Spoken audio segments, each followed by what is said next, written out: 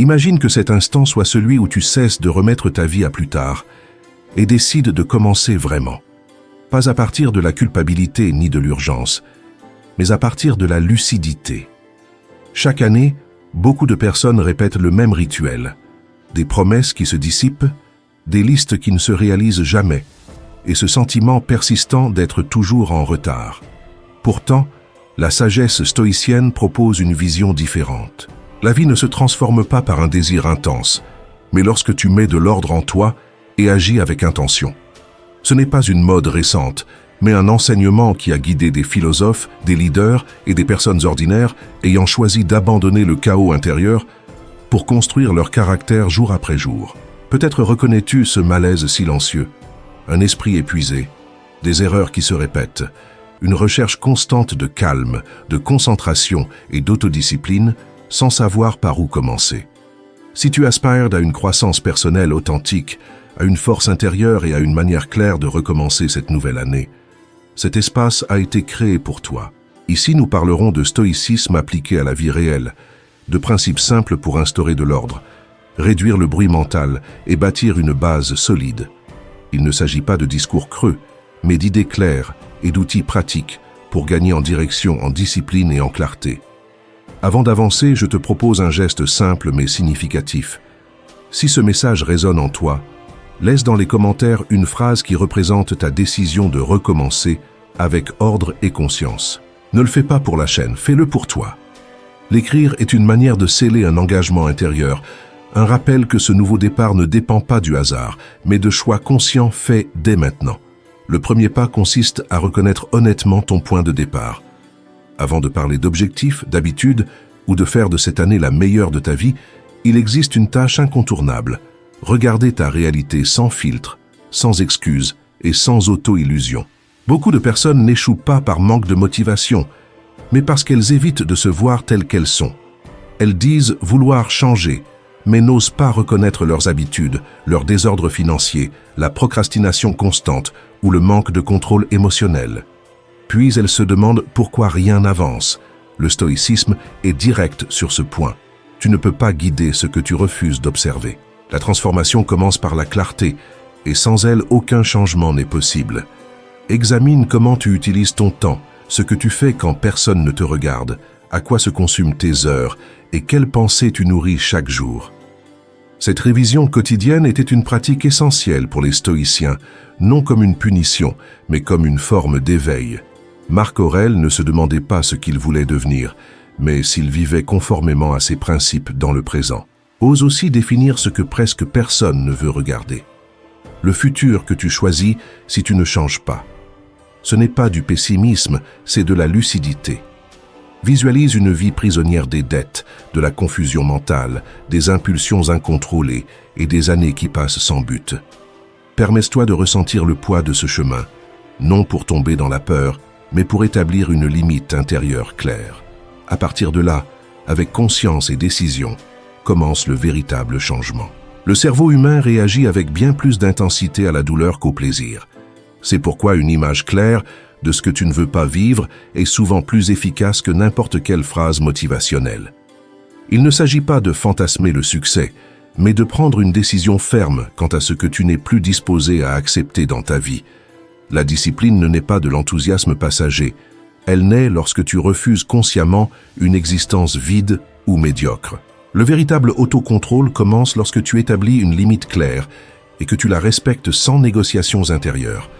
La clarté mentale n'apparaît pas lorsque tout est résolu, mais lorsque tu cesses de fuir et regardes ta réalité telle qu'elle est.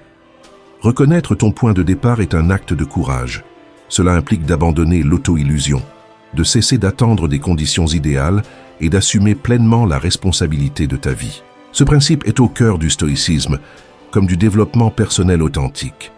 Avant d'avancer, arrête-toi et observe, car seul celui qui sait précisément où il se trouve peut recommencer avec détermination et direction. La deuxième étape consiste à renforcer tes bases essentielles. Si tu veux réellement repartir de zéro et faire de cette année quelque chose de différent, tu dois comprendre une vérité fondamentale. Aucune vie solide ne se construit sur des fondations fragiles. Cela n'a jamais fonctionné ainsi. La philosophie stoïcienne l'exprime clairement. On renforce d'abord la base, puis on construit tout le reste. Cette base se trouve dans le quotidien, dans ce que tu fais chaque jour, et repose sur 3 piliers clés. Ton corps, ta santé et ta relation à l'argent. Lorsque l'un de ces piliers faiblit, tout perd sa stabilité. Tu peux avoir de grandes aspirations, mais si tu vis épuisé, si tu manges mal et si l'argent domine tes décisions, ton esprit ne pense ni au sens ni à la croissance, seulement à survivre. Il existe une vérité directe qui n'admet aucun raccourci. Sans énergie, il n'y a pas de discipline. C'est pourquoi prendre soin du corps n'est pas de la vanité, c'est une responsabilité. Un corps négligé finit par devenir un fardeau. L'exercice n'est pas une punition, c'est un entraînement pour la vie. Les stoïciens le savaient bien. Le corps est l'outil à travers lequel s'exprime le caractère. En le renforçant, tu entraînes aussi la volonté, l'autocontrôle et la constance. Il ne faut pas des routines parfaites, il faut de la constance quotidienne. La santé va au-delà du mouvement.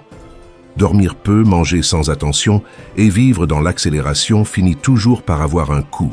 Bien te nourrir est une forme de respect envers toi-même. Chaque choix quotidien est un message silencieux que tu t'adresses. Le bouddhisme parle de pleine conscience et le stoïcisme de tempérance.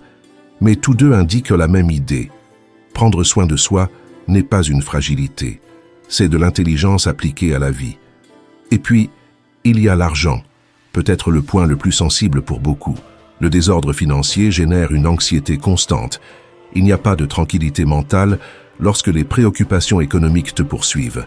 Apprendre à gérer tes ressources ne te rend pas matérialiste. Cela te rend libre. Libre de choisir, de dire non et de penser avec clarté. La discipline financière est l'une des formes les plus profondes d'autocontrôle. Ignorer ces piliers n'est ni de la malchance, ni la faute de l'environnement. C'est de l'auto-sabotage. Le problème n'est pas le système, c'est le manque d'ordre. Et l'ordre, lorsqu'il est bien compris, est un pouvoir. Le taoïsme l'exprime avec une clarté simple. Lorsque l'essentiel est aligné, la vie avance avec moins de friction. Ce n'est ni un message motivationnel ni une phrase inspirante, c'est une indication pratique. Renforce ton corps, prends soin de ta santé et mets de l'ordre dans tes finances, même les jours où tu n'en as pas envie. C'est dans cet effort silencieux que se forge le caractère et que naît la véritable force mentale. D'abord vient la stabilité, ensuite le sens. C'est ainsi que l'on recommence, et c'est ainsi que l'on construit une année qui ne s'effondre pas à la première difficulté. La 3e leçon pointe vers un endroit que beaucoup préfèrent ignorer. Les liens les plus lourds ne se trouvent pas dans le monde extérieur, ils se créent dans l'esprit. Tu peux organiser ton agenda, améliorer tes habitudes et mettre ta vie extérieure dans un ordre apparent, mais si le chaos mental persiste, tu continueras à te sentir prisonnier. C'est pour cette raison que tant de personnes répètent les mêmes erreurs encore et encore. Les véritables chaînes ne sont pas visibles, elles vivent dans tes pensées. Observe ton quotidien, le bruit constant, le téléphone que tu ne lâches pas, l'anxiété qui surgit sans prévenir et le flot incessant d'idées qui ne s'arrêtent jamais. La plupart des gens vivent en réagissant à ce qui arrive au lieu de choisir en conscience. Voici une vérité directe. Celui qui ne gouverne pas son esprit finit par être dominé par lui. Le stoïcisme est sans équivoque sur ce point. La vraie liberté ne consiste pas à contrôler le monde, mais à te gouverner toi-même. Épictète le résumait avec précision en enseignant que ce ne sont pas les faits qui troublent, mais l'interprétation que nous en faisons. Tant que tu ne maîtrises pas ce processus intérieur, tout ordre extérieur restera instable. Réduire les stimulations est une étape clé. Moins de réseaux sociaux, moins de bruit inutile et moins d'opinions extérieures entrant sans filtre. Chaque distraction affaiblit ton attention. Et sans attention, il ne peut y avoir de discipline. Réserve chaque jour des moments de silence, non pas pour penser davantage, mais pour apaiser l'esprit. Le silence n'est pas le vide, c'est un espace où la clarté peut revenir. L'écriture joue également un rôle puissant. Mettre en mots ce qui te pèse te permet de commencer à organiser ton monde intérieur. Quand il y a de l'ordre, le sentiment de liberté apparaît. Les stoïciens utilisaient l'écriture comme un outil d'examen personnel, non pour se plaindre, mais pour détecter des schémas, des émotions et des réactions. C'est une voie directe vers l'autocontrôle et la croissance consciente. Va encore plus loin. Observe tes émotions sans t'y soumettre. Ressentir de la colère, de la tristesse ou de la peur est humain. Réagir de manière impulsive est ce qui cause les dégâts. Autorise-toi à ressentir, respire, attends et décide avec tempérance. Voilà la force intérieure. Le bouddhisme parle d'observer l'esprit, le taoïsme de suivre le flux sans résistance et le stoïcisme de maîtrise intérieure. Des chemins différents, une même vérité. La paix n'est pas l'absence de problème, c'est la présence d'un contrôle intérieur. Nettoyer ton esprit n'est ni abstrait ni mystique. C'est une stratégie pratique pour mieux penser, vivre avec plus d'équilibre et agir avec clarté. Lorsque tu maîtrises ton monde intérieur, rien d'extérieur ne peut t'enchaîner. Commence par là car sans liberté mentale, il n'existe pas de véritable nouveau départ. La 4e leçon est très claire. La version de toi qui transforme réellement ta vie se construit loin des regards. Si tu souhaites repartir de zéro et provoquer un changement authentique, il existe une règle incontestable. La vraie transformation ne fait pas de bruit. Elle se produit en silence, dans les moments où personne ne regarde, dans cette zone invisible où se forge le caractère. Ton quotidien en est le reflet le plus honnête. Observe combien de fois tu parles de ce que tu comptes faire et combien de fois, en réalité, tu le fais. Partager des projets, annoncer des objectifs et chercher l'approbation peut sembler inoffensif, mais cela cache un piège subtil. Lorsque tu parles trop de tes buts, ton esprit ressent une fausse impression d'avancement qui t'apaise et sans que tu t'en rendes compte, te vole l'énergie nécessaire pour agir. Il est donc essentiel de se rappeler une vérité directe. Le progrès ne se proclame pas, il s'exécute. Le stoïcisme l'avait bien compris. Marc Aurèle ne prêchait pas les vertus, il les incarnait. Pour lui, la philosophie devait se voir dans les actes, pas dans les discours. La discipline authentique ne cherche pas les applaudissements, et le véritable autocontrôle n'a pas besoin de témoins. Lorsque tu dépends de la validation extérieure, ton pouvoir intérieur s'affaiblit. Tiens tes promesses, même lorsque personne ne le saura.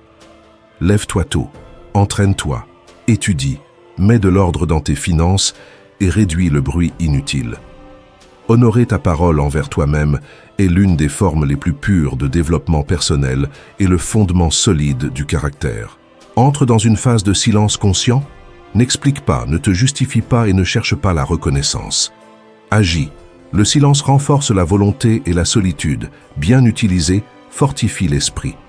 Le taoïsme l'exprime ainsi. Ce qui devient fort croît lentement et sans s'exhiber.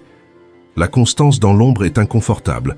Personne ne t'applaudit ni ne te célèbre, mais c'est précisément là que se forge la véritable force intérieure. C'est dans cet espace que la procrastination se brise et que naît l'autodiscipline. Non parce que c'est excitant, mais parce que c'est nécessaire. Grave cette idée dans ton esprit, travaille en silence et laisse les résultats parler pour toi. Ce processus ne modifie pas seulement les habitudes, il transforme ton identité. Lorsque tu te respectes sans spectateur, tu deviens quelqu'un de fiable. Et lorsque tu as confiance en toi, tout commence à s'ordonner. Tu n'as rien à prouver à personne, tu as à te construire. Ce travail se fait loin des regards, dans une constance silencieuse qui, avec le temps, te rend méconnaissable. La 5e leçon se concentre sur le pouvoir libérateur du détachement. Si tu veux vraiment recommencer à zéro, il y a quelque chose que tu dois d'abord lâcher. On ne peut pas avancer tout en portant ce qui est déjà en train de t'enfoncer. L'attachement agit silencieusement, mais c'est l'un des freins les plus puissants au progrès. Non pas parce que ce que tu retiens est précieux, mais parce que cela a déjà rempli sa fonction.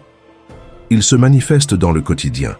Des relations qui t'épuisent, des habitudes dont tu sais qu'elles te nuisent, des histoires que tu te racontes pour justifier pourquoi tu n'avances pas, et de vieilles identités auxquelles tu restes accroché par peur. Tout cela pèse. Voici une vérité claire. Ce n'est pas le chemin qui t'épuise, c'est le poids que tu refuses de lâcher. Le stoïcisme est ferme sur ce point en nous rappelant que tout est transitoire. S'accrocher à ce qui change, c'est en faire une prison. Épictète l'enseignait avec simplicité. Tu ne perds pas lorsque tu lâches prise et tu te libères de ce qui ne t'appartient plus. Le problème n'est pas de laisser partir, le problème est d'insister. Commence par de petites actions. Identifie une seule chose qui ne te sert plus et laisse-la partir. Cela peut être une habitude, une relation ou une excuse. N'essaie pas de tout lâcher en même temps. Le détachement est un art qui se pratique, pas une impulsion passagère. Chaque renoncement conscient te rend de l'énergie, de la concentration et de la clarté mentale. La plupart des attachements naissent de la peur de la solitude, de recommencer ou de ne plus savoir qui tu es sans cela. Pourtant, il existe un paradoxe. Plus tu t'accroches, moins tu te reconnais. Le caractère se renforce lorsque tu choisis ce qui est juste, même lorsque cela fait mal. Le bouddhisme désigne l'attachement comme la racine de la souffrance, le taoïsme parle de légèreté et le stoïcisme de maîtrise intérieure. Des chemins différents qui mènent à la même instruction. Lâche ce que tu ne contrôles pas pour reprendre le contrôle sur toi-même. Le détachement ne te rend pas froid, il te rend libre. Il te permet de dire non sans culpabilité et d'avancer sans traîner le passé. C'est un acte profond de respect envers toi-même et une forme élevée d'autodiscipline émotionnelle. Si tu veux vraiment que cette nouvelle année fasse la différence, tu dois créer de l'espace. Rien de nouveau ne peut entrer dans une vie saturée de poids inutiles. D'abord lâche prise, ensuite avance avec légèreté. C'est là que commence la transformation intérieure authentique, celle qui ne dépend pas de la motivation passagère, mais de décisions conscientes. La 6e leçon est claire et sans nuance. Si tu ne construis pas de limites, ton énergie devient un lieu de passage. Lorsque tu n'établis pas de frontières, ton temps se disperse, ton attention se fragmente et tu finis par vivre au rythme des urgences des autres. Ce n'est ni de la malchance, ni un manque de talent, c'est une absence de structure. Tu acceptes des engagements que tu ne veux pas. Tu réponds de manière automatique et tu dis oui alors qu'au fond tu sais que tu devrais dire non. Puis viennent la fatigue, la sensation de stagnation et la rupture de la discipline. Il existe une vérité directe. Celui qui ne protège pas son énergie la perd inévitablement. Le stoïcisme enseigne que l'autodiscipline commence par la maîtrise de son propre espace. Personne ne peut se gouverner lui-même s'il est disponible pour tout et pour tous. Marc Aurèle comparait l'esprit à une forteresse, non pour s'isoler du monde, mais pour décider avec clarté ce qui peut entrer et ce qui doit rester dehors. Ce principe s'applique par des actions concrètes. Établis des horaires, définis des priorités, élimine les notifications inutiles et apprends à dire non sans longue justification. Un non clair aujourd'hui évite des ressentiments demain. Chaque limite bien posée est un acte d'autocontrôle et d'ordre mental. Mettre des limites n'est pas rejeter les autres, c'est te respecter toi-même, ton temps, ton énergie et ton processus. Le bouddhisme parle d'attention consciente, le taoïsme d'équilibre et le stoïcisme de responsabilité personnelle. Sous des angles différents, tous convergent vers la même vérité. Si tu ne prends pas en charge ta vie, quelqu'un d'autre décidera à ta place. C'est ici qu'apparaît l'un des défis les plus difficiles, tenir les promesses que tu te fais à toi-même. Tu peux décevoir les autres et continuer d'avancer, mais lorsque tu te déçois toi-même, le caractère s'affaiblit. Chaque engagement rompu envers toi érode la confiance intérieure, et sans cette confiance, il n'existe pas de véritable force intérieure. Occuper ton espace avec dignité est une forme profonde d'amour-propre. C'est choisir la discipline plutôt que la culpabilité, la clarté plutôt que le chaos et la direction plutôt que l'épuisement. Tout le monde ne comprendra pas ton changement, et c'est normal. L'objectif n'est pas de plaire, mais d'avancer. Si tu veux recommencer avec solidité, construis des limites intérieures. Non pour t'enfermer, mais pour protéger ce que tu es en train de créer. Lorsque tu honores tes propres limites, ton énergie cesse d'être un lieu de passage et devient un territoire précieux. La 7e leçon introduit un changement essentiel.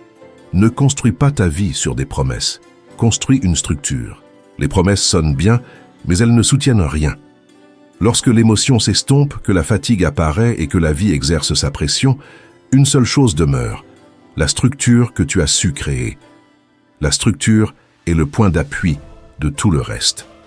Lorsqu'elle n'existe pas, toute tentative de changement finit par s'effondrer. Cela se voit clairement dans le quotidien. Tu commences l'année avec enthousiasme. Tu te dis que cette fois ce sera différent. Tu décides de changer d'habitude, de te lever plus tôt et d'être plus discipliné. Quelques jours passent, une semaine difficile arrive, et tout se défait. Ce n'est pas par manque de volonté, c'est par manque d'un système capable de soutenir tes décisions. Il est utile de se rappeler une vérité directe. La discipline ne dépend pas de ce que tu ressens, mais de la manière dont ta vie est organisée. Le stoïcisme est ferme sur ce point. Ne fais pas confiance aux impulsions, fais confiance à la routine. Les stoïciens n'attendaient pas la motivation pour agir, ils agissaient parce que c'était juste. L'action quotidienne, petite et constante, est ce qui forge le caractère et renforce l'intérieur avec le temps. Commence par l'essentiel. Définis des horaires clairs, des espaces précis et des tâches simples que tu peux répéter chaque jour. Tu n'as pas besoin de plans parfaits, ni de méthodes compliquées. Tu as besoin de systèmes qui fonctionnent même les jours difficiles. Décide à quelle heure ta journée commence, quand tu travailles, quand tu te reposes et quand tu t'arrêtes. La structure réduit la friction mentale, évite les décisions inutiles et apporte de la clarté. Ce n'est pas de la rigidité, c'est de la stabilité. C'est la base qui maintient ton autodiscipline lorsque la motivation disparaît. Le bouddhisme parle de pratiques quotidiennes, le taoïsme de constance naturelle et le stoïcisme d'ordre intérieur. Trois approches différentes qui indiquent la même vérité. Sans ordre, l'esprit se disperse et la vie se fragmente. Construire une structure est un acte de respect envers toi-même. C'est te dire que, même lorsque tu n'en as pas envie, tu es capable de te soutenir. C'est cesser de décorer la façade avec des promesses et renforcer les fondations avec des habitudes réelles. C'est passer du désir à l'action consciente. Voici la conclusion, et en même temps, le véritable commencement. Cesse de promettre et commence à concevoir ta vie de manière à rendre le progrès inévitable. Lorsque la fatigue, le doute ou le chaos apparaîtront, ce sera ta structure qui te maintiendra debout. C'est ainsi que l'on recommence à zéro, non avec des mots, mais avec des systèmes. Et c'est ainsi que se construit jour après jour une année solide et pleine de sens. Si tu es arrivé jusqu'ici, rappelle-toi quelque chose d'important. Recommencer ne signifie pas effacer ton passé, mais l'utiliser avec sagesse. Chaque principe que tu as entendu n'est pas un fardeau, c'est un guide. Le stoïcisme ne promet pas une vie facile, mais une vie solide, claire et orientée. Si ce contenu t'a aidé à voir plus clair, laisse dans les commentaires la même phrase en guise de clôture et d'affirmation personnelle. Écris-la à nouveau pour renforcer ton intention et te rappeler que le changement se construit un jour à la fois. Si cet espace t'apporte calme, concentration et croissance personnelle, rejoins-nous en t'abonnant et en partageant ce message avec quelqu'un qui a aussi besoin de remettre de l'ordre dans sa vie et de recommencer. Merci d'être ici. Que ceci ne soit pas simplement une vidéo de plus, mais le premier pas conscient vers une année véritablement différente.